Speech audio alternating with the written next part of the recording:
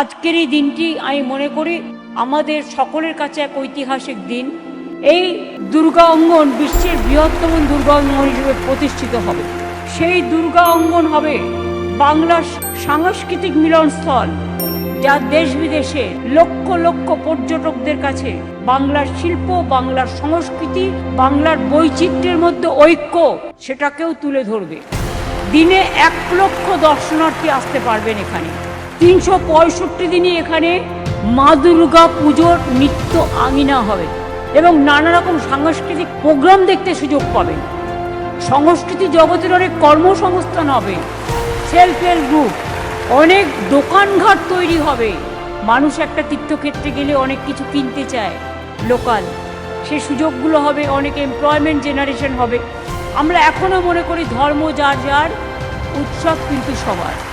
আমি মা দুর্গার কাছে শুধু প্রার্থনা করব, জাগো মা, অশুভ শক্তির বিনাশ করো, অসুরদের বিনাশ করো, মনুষ্যত্বকে বাঁচিয়ে দাও।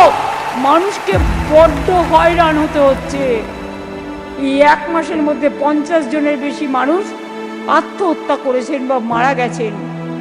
এটা সহ্য হচ্ছে না। আজকে মা দুর্গা অঙ্গনের শপথ নিয়ে বলে যাই, বাংলার মাটি মাথা নত করে না। প্রত্যেকটা মানুষের গণতান্ত্রিক অধিকার যেন রক্ষিত হয়।